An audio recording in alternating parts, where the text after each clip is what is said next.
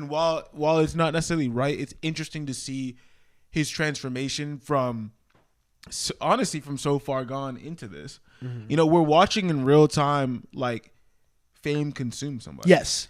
And I think that's what's interesting about this album. I agree.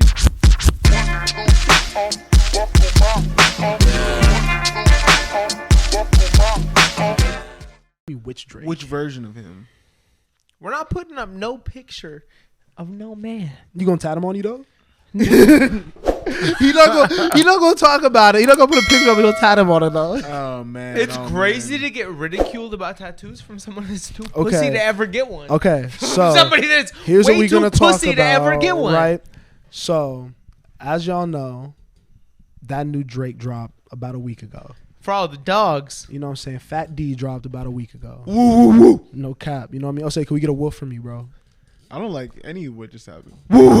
Are you serious? I don't. Okay, so Ose clearly wasn't a fan of Fat D.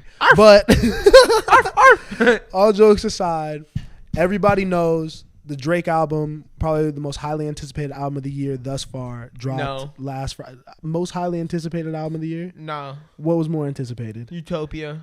Agreed. Utopia was more anticipated. Guys. Utopia's been anticipated Guys. for about 3-4 Guys. years. Yeah, Drake was just kind of on tour and was like, I'm just going to drop an album. Yeah. Guys. We heard about this in Guys. June. We heard about Guys, Utopia 4 years niggas ago. were pushing release dates back for this. Yeah, just like they would for Across any the major industry. release. We're talking Ain't about nobody pushed a release date back for Utopia. We're talking about an artist that suffered a major. I don't even know why I'm tragedy. arguing, because with the two niggas I'm arguing right What now, is- I can't win that argument. What so. does anticipated even mean to you? Yeah, Facts. what- No, what are I'm you wrong. talking I'm wrong. about? I'm wrong. I'm Please wrong. now, what I'm does wrong. it- What does it mean? We're losing the focus. I'm wrong. I'm wrong, and we're losing the focus. No, what does anticipated I'm mean? wrong. to you? Yeah, no. Let's I'm define tripping. it. I'm Let's tripping. talk about it. What does it mean to you? Anticipated means that both fans and artists alike are planning for this, excited for this, are really, really waiting for this to come out, not only so they can listen to it, but so they can give their opinions on it. Okay, so now that we have the album out from last week, I think that we've heard everyone kind of giving their opinions on it. Everyone has had something to say. I think that it's time for us to give our unique perspective on it, because I think we are the target audience. You know what I mean? We are young people. We're kind of in the know of what's happening in music and pop culture, and I think that that's kind of what he was trying to address on this. I've heard a lot of old niggas say what they have to say about this. Me too. So what do you guys think of the Drake album a week after release? First of all, I'm glad we gave it a second, because Joe and everyone was quick to talk about it right quick. Yeah. And it needed a minute. Yeah. And I think naturally, like, in the culture we're in now, we're in a first take culture. You know what I mean? Everyone wants to get their opinions out to fucking get the clicks, get the views, but that's probably the worst way to digest music. You know what I mean? Yeah. You're supposed to live with things, but yeah, it's the nature of just how we're digesting and talking about music is very toxic, and I think that has brought a lot of that conversation to light now. But yeah, niggas was kind of talking out their ass day one. For sure. Are we focusing on the music in this conversation? Or are we gonna get into it? Everything. Let's talk about the whole thing. First of all, if you want to see our first reaction, go watch our video. We got a reaction for all the dogs. We got the dogs out for you. You know the vibes. But I'll say, I want to know about the whole thing, not just the music. The whole Fat D. The whole Fat D. Tell me about the moment surrounding Drake. Tell me about how you feel about Drake. Tell me how you feel about the music. Tell me about how you feel about the commentary. I feel like it's easier for me to start with the music, so I'm just gonna start there. Start there. I feel like after hearing everything about the album, after listening to it front to back, on shuffle, throughout the weekend, kind of just sitting with it, I really like a lot of songs in the project. I'm not gonna lie to you. I really like this album. I don't know if I like it as a body of work, but I do think there's a lot of songs that I do like that I will listen to, especially the more R&B leaning songs on the project. Yeah. I don't even know if I'm a fan of like that many rap songs per se on the project besides What Would Pluto Do. Mm-hmm. I really like that song. I think most people enjoy that song. That song is so fun. It's just a fun song. A great song. But I really think people are being way too harsh on this album based off first listen. And I really enjoy the fact that he's bringing in a lot of these features you wouldn't normally see him with. And he's taking a chance and taking a risk. Okay. Like who are you talking about in features that you wouldn't normally see him with? I'm talking about Tizo Touchdown. Mm-hmm. I'm talking about Yeet. Mm-hmm. I'm talking about, and I know he's been collaborating with him for a little I while agree now. with you. I'm on the but same Lil page. Yachty is a risky feature. Mm-hmm. I disagree. Let's see who else. Oprah's bank account was 2018. We'll get number one. We'll get to you in a second. Let's see who else is a risky. I might need to go through the track. Sexy Red. I feel like Sexy Red is like a risky feature, quote unquote. Maybe when it comes to like the whole view of Drake, but I feel like the era he's in right now in terms of his like the way he's projecting, the way he's presenting himself. That was funny. The way he's presenting himself, I feel like Sexy Red kind of fits into that picture. She does fit into the aesthetic a lot. And yeah. I mean, I'll just come out and say it because I think that there's no use in being around the bush. I'm not the biggest fan of this project overall, but I think that it's important to provide context. Love Drake. Have listened to Drake my entire life. One of my favorite artists. I think for the last fucking 3 years, he's been my number one most played artist every fucking year. You know what I'm saying? Like, I really, really enjoy this nigga's music. And while I'm an idiot for saying that is the most anticipated album of the year, when I heard it was coming out, I was like, yo, what the fuck is Drake going to deliver after giving us 2 very, very solid albums last year in Honestly Nevermind and Her Loss? That while Her Loss wasn't blowing me away, a Drake collab album is very rare, and that was refreshing, you know what I mean? Mm-hmm. And then Honestly Nevermind was obviously a fucking dance album. No one expected that. That was an amazing, amazing album to me. Right. Love that shit. I'll say, we're going to break this up into pieces. Coming into the album, before you heard the music, what did you think? What do you mean coming into it? Like, what were my first impressions? Yeah, he just talked to you about Her Loss, about Honestly Nevermind. Like what were you expecting? My expectations were not that high, just because I know like what an artist tour looks like. Like, I mean, it's very demanding. He's traveling from city to city. I assume that he recorded most of these songs on tour, or at least he had like bare bones ideas of what the songs were going to be and finished them up on tour. I had very low expectations. I'm not going to lie to you. Like, I felt like this was a very risky maneuver in general. I think these songs turned out a lot better than I thought they were going to be. I think they kind of reflect like the city to city travel that he was going through. I mean, you've got a record. You go from a record with Tizo Touchdown directly into a record produced by Cash Cobain. Yeah. You've got another one produced by Conductor. You know what I'm saying? Yeah. Like, I just feel like it's a reflection of kind of the journey he was taking throughout tour, and he kind of brings you into that a little bit. And it's also like a reflection of just like collaborations he wasn't really able to do before. Now he's the biggest artist in the world. He can do whatever he wants, you know? Personally, leading into this album, I was really excited. I thought Her Loss was a great project. I thought Honestly Nevermind was a better project. I thought Honestly Nevermind was probably the best thing he's done in the last 5 years. To be honest, like for his legacy and for replayability, I really, really enjoyed Honestly Nevermind. And he gave us Jimmy Cooks, which to me was better than anything on Her Loss. Jimmy Cooks was the best 21 and Drake collab probably ever, in my opinion. Okay. And so I was really excited. And also we look at what happened after his last collab album. He's obviously only done one other one in history, and that was with Future, What a Time to Be Alive in 2015. Mm-hmm. And after that came Views. And Views was a controversial album, but to me, it was excellent. It was some of his best work, some of his best songs. I was excited. I thought this was going to be top 3 in his discography, which is saying a lot, talking about Drake.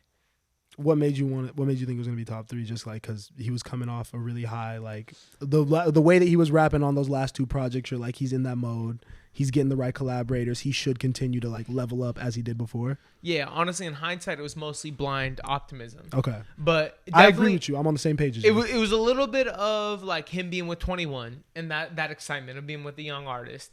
And what I saw on Honestly Nevermind, I was like, okay, he dabbled somewhere else. He's obviously saved verses while he was writing these dance records. He's a rapper by nature. So he's obviously stashing verses. I think we're getting the best of rapper Drake. He also played us like a fiddle. He also knew everything that was going to happen, because right after Honestly Nevermind, he mentioned Scary Hours. Yeah. And he started talking about that. And we all know what Scary Hour sounds like. We all know kind of how he approaches that, similar to how when he dropped 8 a.m. in Charlotte and said Scary Hours, dropped it at 2 a.m. That's how he's always approached those tapes. Drops them in the middle of the night, no real context. And it's always him killing shit rapping. Yep. So I thought that when he said that, he was going to be in that bag.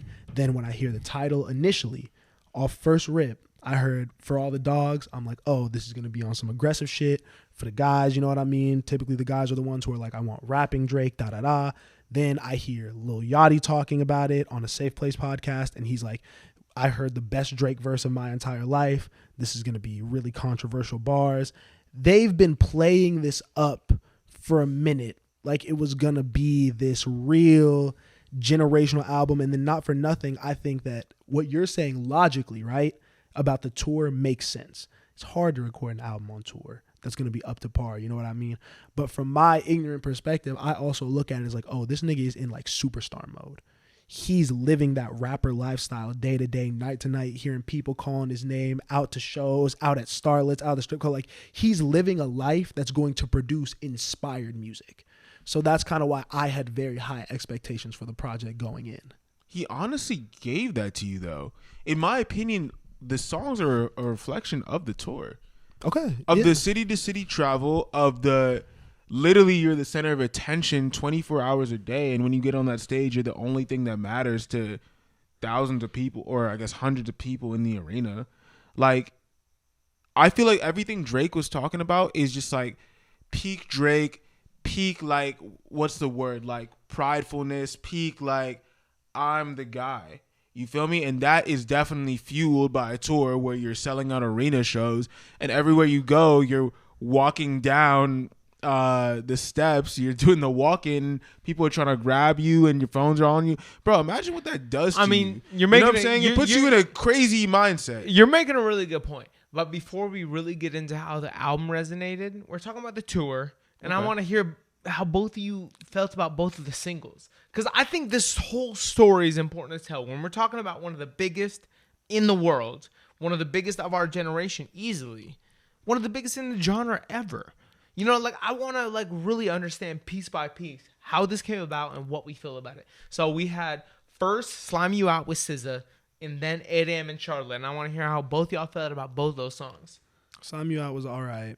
And 8 a.m. in Charlotte was still the best song on the album. I thought that was gonna be. But when it came out, what did you think?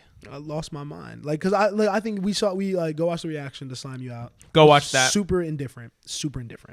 It was literally whatever to me. Very throwaway track for a Drake and SZA song. Didn't blow me away. It was super whatever. I had it for weeks. Wasn't going back to it much, if at all. It was fine to me. Not a bad song by any means, but there's better Drake songs, better SZA songs. Didn't need that. You hear 8 a.m. in Charlotte. I'm a fucking nerd. I love West Side Gun. I love Conductor. So like I hear the Conductor tag. I hear this nigga rapping over fucking like a beautiful dusty instrumental like he's a part of Griselda. Like that shit got me excited. And then not for nothing, a timestamp Drake track is legendary. It's not often that he pulls that out. So when he's dropping that and then I see that video, see the way he's talking grimy, seeing how he's got all of his dogs behind him, like I'm over here thinking that what he's about to drop is going to be generational work. Because the last project we got a timestamp on, because he gave us one on Her Loss, it was his timestamp, but it was 20. But we got 7 a.m. on Bridal Path on CLB, yeah. which not for nothing is my least favorite timestamp track. Got it. So that kind of tainted the legacy for me. I really enjoyed both singles. You know, I feel like Slime You Out, again, controversial, has some crazy lines in there for sure. But I feel like it's Drake doing what Drake does best. He is on the track talking about his relationship with a woman. It's rocky. It's not great. He's giving you the kind of like, you know, petty bars, and then he kind of rounds it out at the end with like a little fun, like, you know, calendar verse. I don't want to hear this nigga rapping the calendar to me, bro. I think it's fun. I think it's funny. I think it's ultimately lighthearted. You know, SZA comes in and does her thing, you know, adds a little accent to it. Like, I think it was a cool track. Something I would go back and listen to. You was playing it though? Like in the lead up to the album? I was. Okay. I was. And then 8 a.m. in Charlotte. Yeah, what do you think of that? I think this is where Miles and I probably agree, right? Is like, I think I like that track a lot better than Slime You Out. And when I heard it, I felt like the album was going to reflect that type of song structure and writing and overall just like rapping style. Like I was like, okay, Slime Me Out was like, just like an R&B track for, some Drake fans, right? But the rest of this album is going to be bars. It's going to be him talking his shit and coming after whoever he feels like are his enemies, you know what I'm saying? I thought that's what the album was going to sound like. Yeah. So, yeah, I know we're just answering the question about the two singles, but going into the album felt a little different than what I was expecting.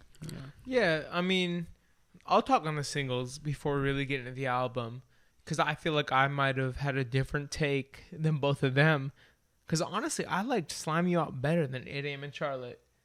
Honestly, I really enjoyed Slime You Out, and I thought it was better than SZA's verse on the song that she did with Sexy Red and Drake. I was really blown away by that, and I still am. And it's not even the calendar verse; it's the flow SZA catches in her verse, and it's the way Drake ends everything. Like, I like the start, and I also like the end after the calendar verse.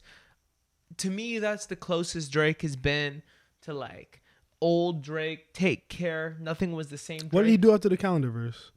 He just wrapped it up. He just had a couple bars. It was nothing special, but like he just packaged it up and closed the song out.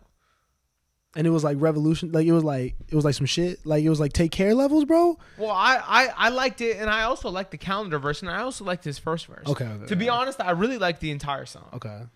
And I might be in the minority in that, but I thought the whole song was really good, and it reminded me of why I initially started to like Drake. And I thought 8 AM in Charlotte was also cool, but it was probably his weakest timestamp track ever. And the only verse I was really impressed by was the third verse. I thought his third verse was really, really good, but the first two verses did not impress me. Okay. To be honest, from a rapper rapping on a conductor beat, think about the people we've heard rap on a conductor beat. I was not impressed by verses 1 and 2. Okay. Three was cool to me. 3 was cool to me, but I preferred Slime You Out to both the singles, and that's my take. Okay, that's fine. But so since we're on the singles, I actually really want to talk about this, because my issue with Slime You Out is the issue I have with the entire album. Yeah. What was Slime You Out about? It was about Drake talking about a girl. Both of them talking about a relationship partner. But like what? Okay, in what capacity? How were they discussing it? You know what I mean? Like because I got nothing from that but immaturity. Well, no. Felt immature from start to finish from both of them. To me, verse 1 and 2 in Slime You Out, which was Drake and SZA, was both about being in a relationship that is not benefiting you at all. Okay. And then verse 3 is about breaking up. Mm-hmm. As simple as that. It's about breaking up over the course of 7 months, 8 months, which is too long. It shouldn't take you that long to break up with someone. Exactly. But, especially at 36. No, but for a lot of people it does. Why do we expect the man that made Marvin's Room to be mature? Exactly. So like 6 months is the least we can expect. Because Marvin's Room was when he was 25.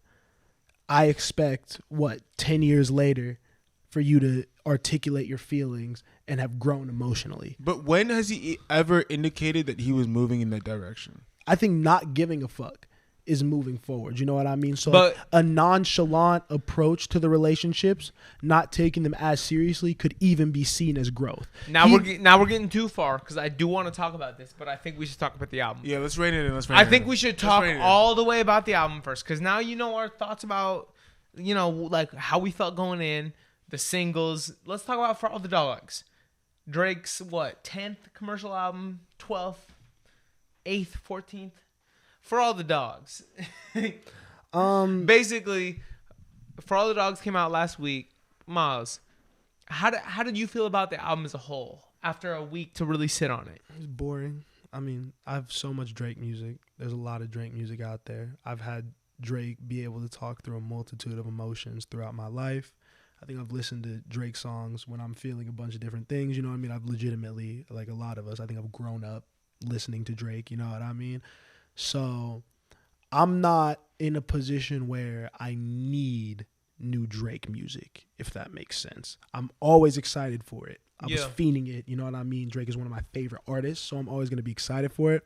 But because he's so consistently dropped, I'm not sitting here like, damn, I wonder when that next Drake release is going to come out. You know what I mean? It was more, I more looked at it as like a really pleasant surprise. Yeah. So I was let down in my expectations. But that being said, a Drake album comparatively is better than a lot of people's shit, if that makes sense. You know what I mean? It does. Mm-hmm. So like I liked like several songs on it, and the highs were really high, but the lows were lower than they've been recently to me. And I was just kind of bored. Like I was like, it was predictable. It felt very, very predictable. Yeah, what were some of those highs for you? Love Amen with Tizo Touchdown. What part? Second track. What part was the high? I think what part of that song was the high? Yep. I think Tizo. I think Tizo was probably the high of that. I think Drake did his thing fine, but I think he called on Tizo to like really, really carry it home just from the beginning of like when he's the first thing you hear on that track after you hear a song like Virginia Beach. Like I'm in it. I'm not even mad at Virginia Beach. The way the album started, the first two, I was actually very excited because he didn't give us that typical Drake bars, Tuscan leather, champagne poetry intro. It was a little bit more R&B influence, and that was exciting because it's like try something different, you know? Yeah. Fuck it. Like get in that bag and then follow it up with Amen. Like that's hard, bro. The gospel vibe, like that shit was really, really, really dope to me. I agree. You don't have to stick to that same formula that's made you great your whole career. You could try something different. I agree with that. Type shit. So that was a high for me. Obviously 8 a.m. in Charlotte, I spoke on that. That was an extremely high to me. Bahamas Promises is fucking incredible. Like Bahamas Promises is like that's why I feel comfortable saying the things I say about the immaturity and shit, and about like being tired of hearing him talk about relationships the way he does, because if he does it still and it sounds beautiful, I'm not gonna fucking complain. Like that's probably my second favorite song on the album. So that was really dope. And I think the concept was just pretty funny. You know what I mean? That was definitely fucked up my Bahamas trip. Like, you know what I mean? Like that was cool. Yeah, and then other than that, really didn't like too much of the album. All right, those are my 3 songs. I'll say after hearing For All the Dogs, how did you feel about it? I really liked the album, I think. Yeah. And I don't know if I liked it as a body of work. And I think we have to first for me, Drake, when it comes to Drake, Kendrick, and Cole, right? And a lot of other artists, like even Kanye, right? Like Drake is not the person that's gonna make the best album. What I mean by that is he's not gonna be the one that makes the best body of work. If anything, out of those 4, he's the bottom of all of them. Drake's a bottom. You really think this out of all 3, Drake, Cole, and Kendrick, Drake makes the weakest bodies of work? Yes. Yes. Cole has so many weak albums. So does Drake. May I speak my point? Go. In my opinion, I think he's not. I never really even saw Drake as like the craziest like artistic person. If we're being real, bro, this man just speaks from the heart and puts his feelings on the line. Like if you're looking for like some art, you go to Kanye. If you're looking for some bars, you go to J. Cole and you go to Kendrick. You don't go to Drake for that. Yeah. You go to Drake because he has one of the craziest capabilities of being able to communicate what can't be communicated through song. In a relatable way, too. In a very relatable way. Bro, and the funniest thing about Drake is he makes you feel like you could do it too. I agree. Like he definitely. He makes a common man feel like, yo, I could, wake up one day, start rapping, live this lifestyle, be exactly like him. He's, if any regular person would have become the biggest rapper in the world. Exactly. And that is his appeal. And that is what makes him great, because in reality, what he's doing is so above normal, so above average, so sensational, but being able to make you feel that you can do it too. Like, so what happens when that person loses? That is a real talent. That is a real skill. Now, what I will say is I like this project a lot. I don't think it's his best project, but he's got a lot of songs that, again, draw back to being relatable. And you guys, I've heard you say that you don't feel like Drake is relatable. No. You talk about Bahama Promises. That to me is like one of those songs where, all right, if you don't talk about the Bahamas, I feel like a lot of people have been through experiences like that where you're on a trip or something. You know what I'm saying? It may be a significant other or maybe somebody else. It's like, bro, like, honestly, I was enjoying this trip without you. You feel me? Yeah. I could have enjoyed this trip a lot better fucked without up the you. trip, yeah. That's a very funny and like common feeling. I like that you know song. what I'm saying? I like that song. I'm into that song. So Before go ahead. Go ahead. I'm just asking, before you go like track by track, I just want you to know, like, or I want to know. I don't want you to know. I want to know how you felt about the album as a whole. No, like, as a whole, not song by song. As a body of work, not a great body of work. One of the Nigga, you said you liked the album. One of the worst bodies of work of his discography. Okay, for sure. Okay, but so I now like that we get into it. But I like. I mean, to me, CO like bad album. There's songs on it that are Take good. Care. Nothing Was the Same. If You're Reading This, Views are at the top. CLB in this, along with maybe like Dark Lane's demos tape or whatever it's called, kind of at the bottom. Yeah, I feel like those are more like when he did More Life. That was when Drake started to get more into the like, oh, this album is a playlist. It's not an album. Started to care less. It meant less. He had nothing more to But prove. I don't know. I never really felt like he was the greatest at making bodies of work anyway. Like, I know that I just mentioned like a couple great bodies of work, but compared to like Kanye, Cole, and Kendrick, Cole has two great albums. How many does Drake have?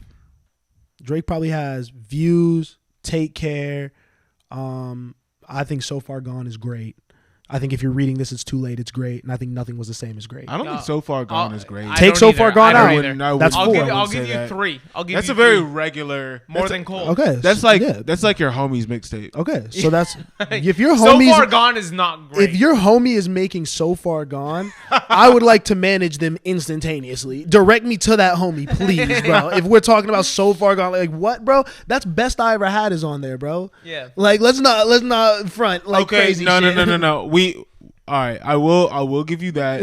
Best I Ever Had was the breakout of his fucking career. Nigga, Bria's interlude, bro. Like there's some shit on okay, there. but I'm not gonna go into the other tracks because niggas ain't listening. So Far Gone is just as good as the other albums in his discography, which are good because he's a great artist, but not top three. Okay. What were you gonna say? Yeah, I'm just saying, like, saying that he's not an album artist makes absolutely no sense to me, because I think saying he's not as good of an album artist as Kanye or Kendrick makes complete sense to me. Cool. But, like, once you throw a nigga like Cole in there, bro, it's like, come on now.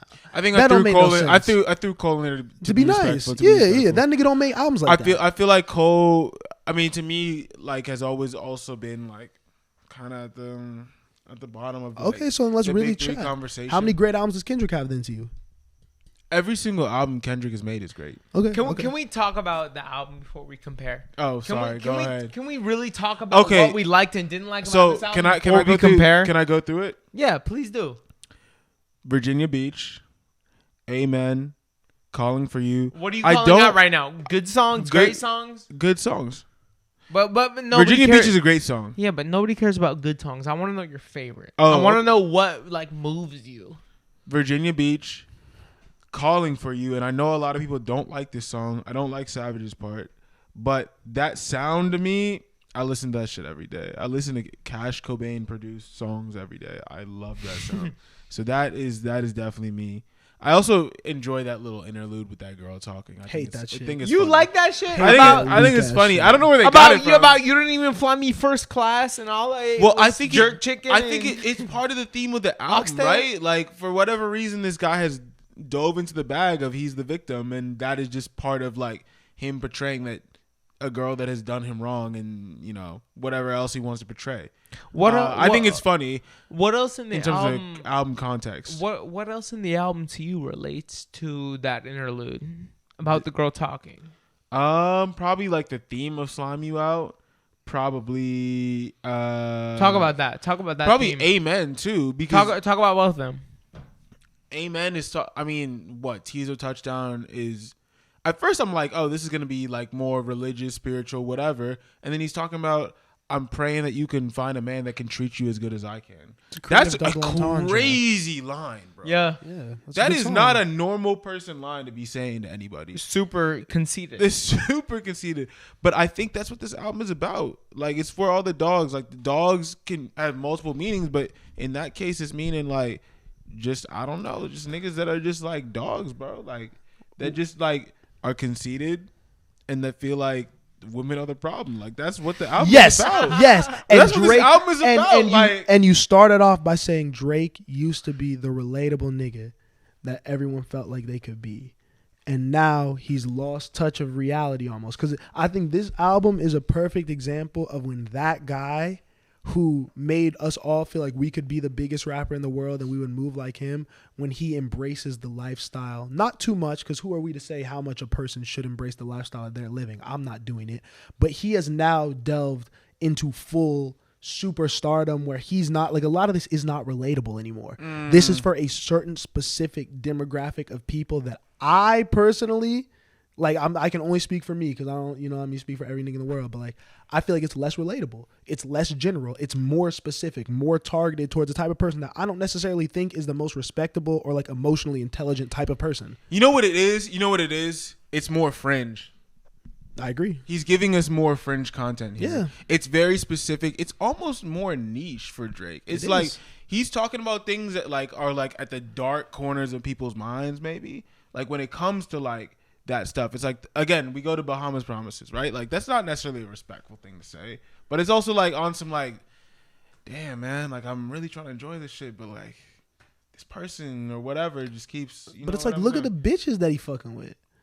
Well, yeah, and I'm not That's saying a big part of I'm the not problem. saying any of this is right. I'm also not saying I'm also not saying that he's, like, you know what I'm saying? I like, know, he's I know, making and it's responsible art. decisions. It's art. It's I art. think it's art, and I think it has to be looked at as art. And I think why I've enjoyed a lot of the songs is because he's kind of diving into that more fringe, like, content. And while it's not necessarily right, it's interesting to see his transformation from, honestly, from so far gone into this. Mm-hmm. You know, we're watching in real time, like, fame consume somebody. Yes. And I think that's what's interesting about this album. I agree. To me. That's why I like it so much. I'm like, man, this guy really turned into the villain. It's a case study. He's the bad guy. What did you think of it? It was a major snooze fest for me. Okay. I really didn't enjoy the album. I've tried to listen to it a couple times. I'm a Drake fan. I didn't really like the album. There's a couple songs that I really like. When I listen to the album, I'm like, oh, this is enjoyable. But there's nothing that draws me back. Okay. Slime You Out is cool. To be honest, 8 a.m. in Charlotte didn't even grab me like it grabbed a lot of the people that like the same music I do. You know what I mean? Like, what else did you like on the album? What else? I liked the second to last song. What's it called? It's like, oh, you did away from home. Away from home, yeah. Because I like hearing Drake talk about his struggle a little bit, and that was the first time in a couple years to me that he's really talked about, like, some shit that's hard for him. He's always either talking about how good his life is or how bad his life is because he's rich. But on this song, he was talking about, like, how really bad his life was because he didn't have no money. You know what I mean? Like, back in the day. Like, it was the first time I feel like I had a real look into Drake's life in 4 or 5 years, to be honest. Mm-hmm. So I really enjoyed that. And, of course, I liked What Would Pluto Do? Like, that was mad fun. And I liked probably songs 6 through 10. I feel like he caught his flow in the middle. But overall, the album was a snooze fest to me. Overall, I'm not excited by it. Overall, that 6 through 10 is the same 6 through 10 that got Her Lost by. It's the same 6 through 10 that got CLB by. It's the same 6 through 10 that's gotten the last 4 or 5 Drake albums by. And the more that he does that, the less interested I am. Mm-hmm. The more that he gets by on the same shit, the less into it I am. You know what I'm saying? Like, I feel like we got in the same album, minus Honestly Nevermind and minus Her Loss, because those are cool. Collab and dance album. Something clearly different. Besides those two, in the last 6 years, I feel like we got in the same album 4 times in a row, and I'm tired of it. And every album, it gets worse, to be honest. Like, I tried to listen to the album again today, and I honestly was not even having fun. I wanted to listen to other shit. I didn't like it that much. Damn, you really hurt. Oh my God. I really love Drake, bro. I really love Drake music and wanted new. I think I got tricked. Mm-hmm. I think I really got tricked into thinking this was gonna be a really great album. But okay, so like, and that's partially my fault. But so you didn't like 8 a.m. in Charlotte. So what were your thoughts? What were you expecting after you heard 8 a.m. in Charlotte? Because it was so different from Slime You Out. So like, were you conflicted at a point where you like, I want more of Slime You Out, or were you like which one did you want more of, or which one did you think you were gonna get more of? Yeah, I thought I was gonna get more 8 a.m. in Charlotte, okay. And I didn't dislike 8 a.m. in Charlotte. I really liked it. Okay, saying it's the weakest timestamp Drake track is not like a diss. Yeah, it's comparing it to like some of his best work. 8 a.m. is a top 3, top 4 song on the album. Okay. But to me, I like Slime You Out better. And you like, so were you wanting relationship talk from Drake on this? I went in with no expectations except wanting something different. Because I think Drake is an artist that, for me at least, has always talked about women and relationships. And I think that that's cool and relatable because I think everyone goes through that. Yeah. So it's like, if I know you're going to talk about that and I know that's going to be the subject matter, fine, cool. You know what I mean? Give me 12 Slime You Outs, but just have an interesting perspective on relationships. Have a perspective that you haven't said a million times. You know what I mean? Like, do something. I need a new take from you. Yeah. And I really agree with you where it feels like we're almost getting recycled ideas over and over and over again. You know, I know you have more money than all these niggas. I get it. And I like hearing about it. You know, I like hearing about it to an extent. I know you could call Chubbs to go do up any one of these niggas, bro. Like, I get it. I fucking get it, bro. But like, I don't know, bro. Like, there's more to your life. Yeah. Talk about seeing the world. Talk about having a kid. Talk about co-parenting. Talk about anything that you are going through day to day. You know what I mean? At all. I don't know if there's more to his life. There is. I think it's this is it, bro. That Bobby Altoff interview, right? For all the shit that people give it, for all the fact that it was taken down, we got to hear Drake's thoughts on things like marriage. You know what I mean? And like, he actually took 2 minutes to say why he doesn't think he'll ever get married and why he thinks it's a primitive idea. That's a fucking intelligent like idea that someone who has all the women in the world is able to comment on, you know? You're saying regardless of the idea, elaborate on it. Yes. Let me understand. Yes. Why? Like, I don't care if it's fuck women. Yes. Tell me why it's it fuck could women. Be misogynistic. You know what I mean? You could do that. You could say all that shit. Because for real, like, that's probably like, because you got to be realistic. You know what I mean? Someone like Drake, I could see how you get misogynistic and like detached from reality and like dealing with women versus how we deal with women as like the everyday man. You know what I mean? So like, that's fine. Do you. Be a celebrity. Be the superstar that you are. But like, talk about it. You know what I mean? Don't just say like, oh, she was a bitch and fucked up my... Like, even though I like... I agree. Yeah. That's just my little rant. I'm sorry. I don't know if I agree. Okay. Talk about it. I don't know if I agree because I feel like he's giving you guys exactly what you're asking for. What is that? A look into his life.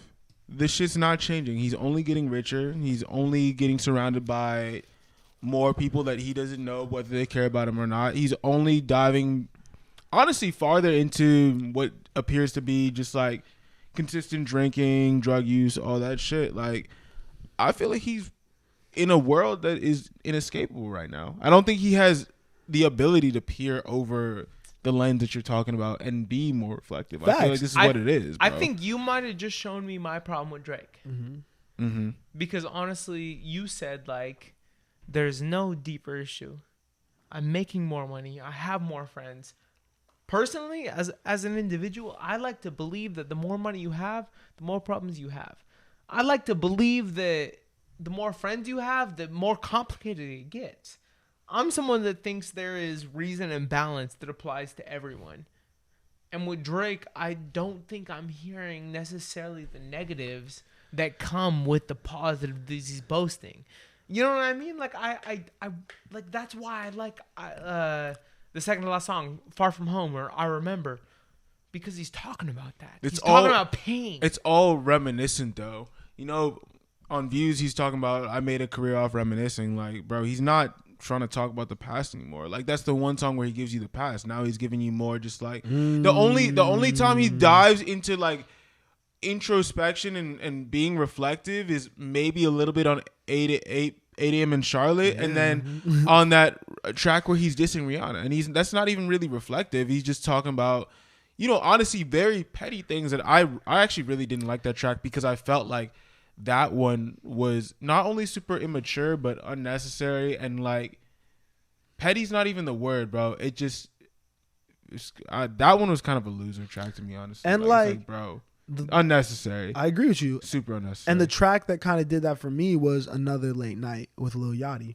Because now I'm sitting here and we're having this conversation, and then I'm really thinking about what he was genuinely saying on that. It's just like, just another late night with my bitch.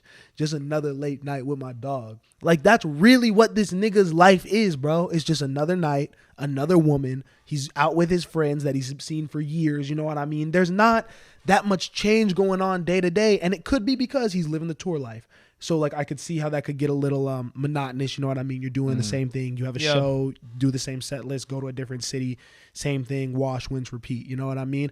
That's what the album felt like. Just it's another thing that I got to just like put out. You know what I mean? This is all very cyclical. I feel like in my opinion, when I heard the album, like I liked it a lot because I think it kind of appealed to some things in me that I've felt before in terms of like sometimes, like, I'm not even saying I've lived that type of life, right? But, like, when I started traveling more, especially for work, and just, like, being more involved in music and things like that and with artists, sometimes I felt a little bit detached. You know what I'm saying? Like, it's like some of the things you see and some of the things you experience, like, bro, to be in a city for 24 hours and then fly to another city, like, go have dinner with this person at this fancy restaurant and then go to this show and then fly to another city. Like, bro, that... it kind of removes you from the reality of like the everyday person. And not saying that anyone's better or worse. I'm just saying it's like, bro, what is it to land in somebody else's city, go do whatever you want for 24 hours and then leave? You know what I'm saying? Why do you have to put out an album about it? Because he has to put out an album. Why?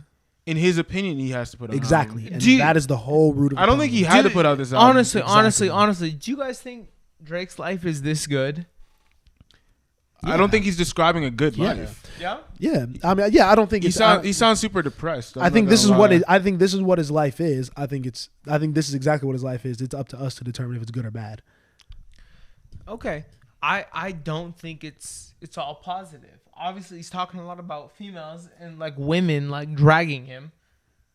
But his life seems easy on this album to me, and I think that's a big part of my problem with this album.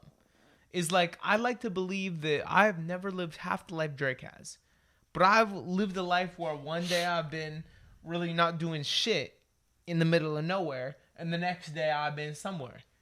You know? And I've seen that juxtaposition, and I feel like I realize a part of the pain that the success brings. And that might just be me, but I don't feel any of the pain in any of Drake's wins on this album.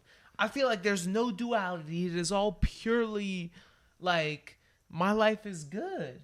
Besides these bitches to be tripping. And that's like a very like millionaire problem. It's a surface level album. It's a very surface level album. Bro, but when you're doing this shit for 15 years, don't you think you get detached from that shit? It's like... So then don't drop every year. Reattach. Like, you don't have to drop. And like, you could talk about tour. Because if he gives us an album instead of this year, give us a project in 3-4 years.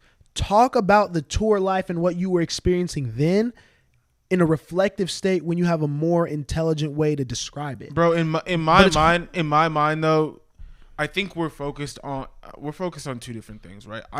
I truly feel like, from my perspective, and I may be completely wrong, from my perspective, the only thing that Drake is concerned about with right now is being above and beyond everybody else. Whether that's musically, whether it's, I don't know, whatever else he's doing on the side, whether it's this tour, you know what I'm saying? Like, he is, again, the blogs posted this, and he also mentioned in the song, he's one away from tying Michael Jackson for the most #1 hits on Billboard, and he's gonna get it. Yeah.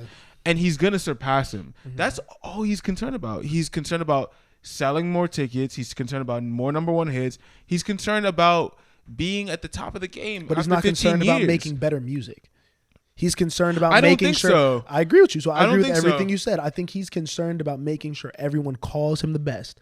I think he's concerned about making sure he has the biggest tour that everyone's going to and da-da-da-da-da. But I don't think he's concerned about making the highest quality of music. But I agree. It's actually interesting because through the progression of his career, the way the music industry has changed, it's almost like his career and his mindset has changed with it. Yes. The music industry isn't concerned with making the best music anymore. It's just about making number one hits and like things that go viral. I don't think the music industry has ever been concerned at who makes the best music.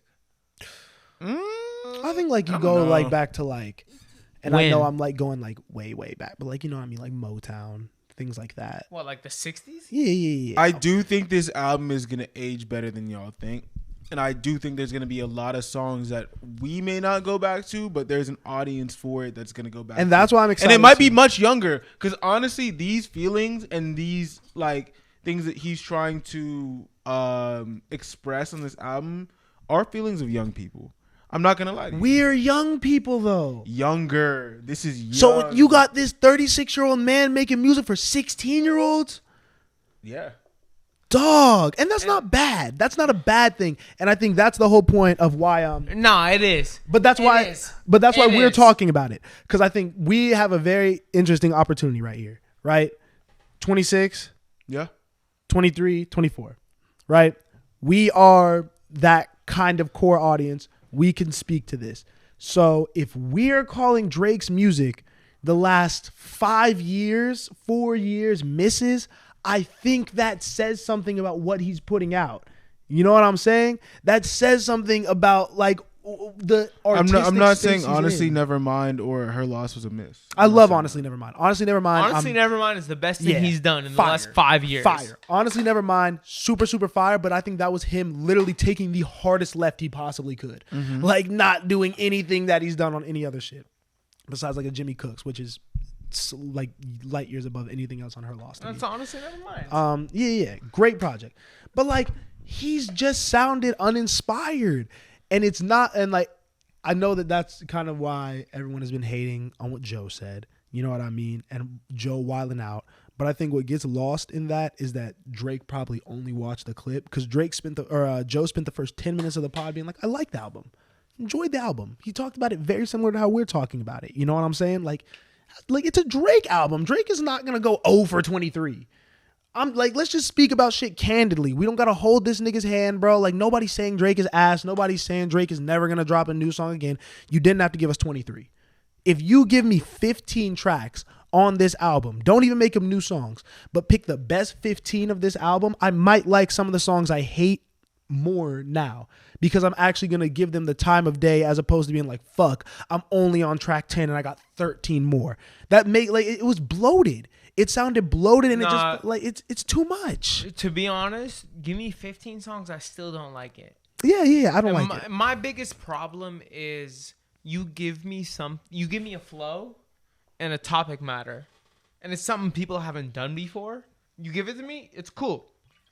You give it to me again, okay, you already did that, but it's still cool. It's something nobody else has done. Mm-hmm. Drake has done the same thing. So many times in a row. Nothing on this album to me was exciting. Yeah. And I was excited by a couple songs on CLB. Not a lot. I didn't think it was a great album, but there were Champagne Poetry and The Remorse, the intro and the outro were great. Pipe Down is great. Pipe Down's a great song. Fucking incredible. I enjoyed CLB. Honestly Nevermind. Race Your Mind. It took time, but Honestly Nevermind I really got into, and I really liked that project. But what we got on For All the Dogs is shit that we have gotten time and time again, and I'm tired of getting it. You know what I mean? Like, you're tired of getting that fat D. I'm tired of getting that fat D. Nah. Okay, so I think that we obviously we went off the rails, but so I think what we could talk about more intelligently is what is the next step. What is a way that he already missed it. But think about this: he's announced that he's taking at least a year off from music. he has health problems. You know what I mean? Which is another thing that you could have talked about on the fucking project. We talked about it when we were talking about Hove in the office today. The next step is once you release a great project, you stop for a couple years, you live and you reflect, and you drop 444. But he already fucked that up. Why? Well, he's got to be quiet for 5 years. Hove has dropped ass. I know, but Hove, from the time that he dropped, American Gangster, the Black, like everything, there was plenty of time between the last Hove album and 444. He dropped Magna Carta in between that. 2012. That was not a good album. Magna Carta was 2012. Yeah. So when was 444? Yeah, that was like what? Like 2015? 8 years? Yeah. 3 years? But he gave us mid before he gave us 444. 3 years. I think I'm just saying Drake needs to wait at least 3 years. I agree. You have to wait, but you can bounce back from this. I don't think that y'all niggas heard what I said. So I'm going to say it again. Okay. Drake is one away from Michael Jackson. Yeah. He's going to beat that. Beat it. Yeah, what about it? He's going to beat it regardless. That's what he's concerned about. He's not concerned about dropping the So best he project. did it. Why else would he drop 3 projects in the span So of he like 2 got it. years? So he got it. Congrats to him. Okay, What's cool. next? I don't know what's next. Obviously, he's taking some time off music. So what we'll do you see. want to see from him next? Oh, what do I want to see? Yes. I don't know. I mean, based off the subject matter, you know what I'm saying? I've been through a lot of the emotions he's been on in, I don't know what I'm saying, but on through the album, and I feel like the man needs therapy, bro. For real, like music. Like you're saying he should do Mr. Morale. He has been talking about the same shit since like Take Care, you know what I mean? And it is a lot of victim or like I am the victim type content, you know? It's like cool to dive into once in a while, but like, yeah, we do need something a little lighter and like something a little bit more fun in a way that's not demeaning to other people. You know what I mean? Like, I would like to see Drake, even though I did clown it before, I would like to see a 444 from Drake. I'm interested to see what that would look like, honestly. What does that even mean to you? So what does that mean to you? Osei. It means like becoming a man. It means fatherhood. It means like owning up to your mistakes and the way you've like wronged people in the past. Yes, that's what 444 was about. Talk about wealth. Definitely. People were too focused on it's a response to Lemonade. No, it was. I mean, it was a lot of it was, but there was a lot more going on in that project as well. No, I definitely agree with you. Yeah. So I think that's the only logical next step for Drake. I think you take time away from this. You live in it. You, like you said, you've done everything. You are, regardless of what the fuck we're saying on these, what do you call it? These Best Buy mics, you know what I mean? Coming to rush conclusions. You know what I mean? Regardless of what we fucking say, your numbers are stamped. Bread is in the bank. You know what I mean? Bread's in the bank, Drizzy. You know what I mean? You got your family. Like, the nigga's life is great. It really is. He's done everything he needs to do. So we aren't asking for new music. Give time. Live your life. Reflect on all that you've done. Come back in a couple years. You already have the producer. I think Jay-Z had to go out and get No ID. You know what I mean? And pick the producer he's going to work with. You know it's going to be 40. You get 40. You and 40 double back in a couple years and just make another reflective project about where you are currently, what you've done, and don't talk about other people. Don't talk about the women in your life. Don't talk about whatever beef you previously had. Talk about you and your perspective on things. Yeah. Make it about you, which is crazy to say for someone who I feel like I've never thought of as like the most selfless nigga. You know what I mean? But don't be petty. You don't got to talk about other people on the next project. Now you make good points. Osei. What's up? 1 out of 10. What do you rank For All the Dogs, and what's your favorite song? I'm giving For All the Dogs. I'm giving it an 8 out of 10. This nigga cap. Your favorite song. Your favorite song. I really like the album. And your favorite song. I really feel like sitting with it this weekend and this past week, I've really grown to enjoy Away From Home, Polar Opposites, Virginia Beach. 10 out of 30. That's out of 23. Let me see what else. 10 out of 23. BBL Love Interlude. Yeah, that one funny on one to give him 11. Bro. Pluto. Bro.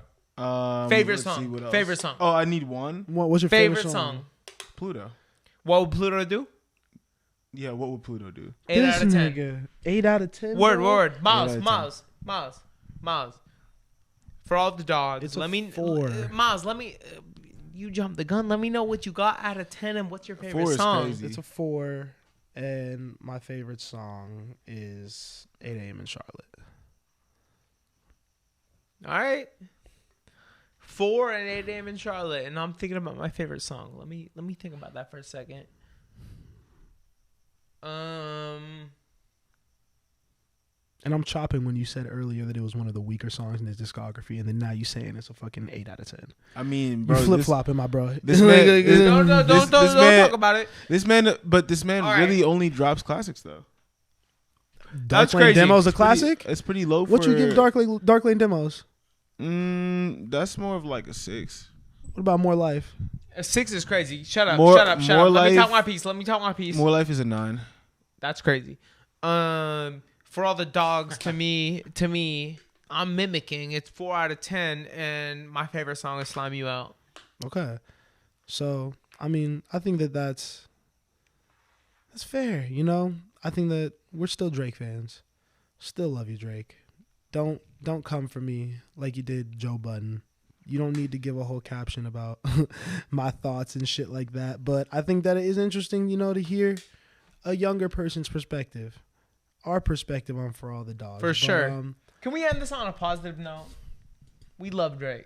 Yeah. Can I hear an underrated song from everyone? An underrated Drake song that you love anytime in the catalog. This man really trying to spread some love. First one, I feel like this Drake album hurt you. Yeah, because I wanted more. And I really didn't like it that much. So were you anticipating it? Yes, I was highly. My bad. I'm learning what anticipation means. But more than Travis Scott. No. Okay. But give me one like Bria's interlude. All right. What project is that on? So Far Gone. Company. Oh, project. If you're reading this, it's a fucking great song. It's a fucking incredible song. Yeah, it's a great one. An incredible fucking song. You know? And I mean, I'm gonna give you Cameras. Okay. On Take Care. It's probably my favorite song on Take Care. Yeah, it's a great song. Thank you for watching.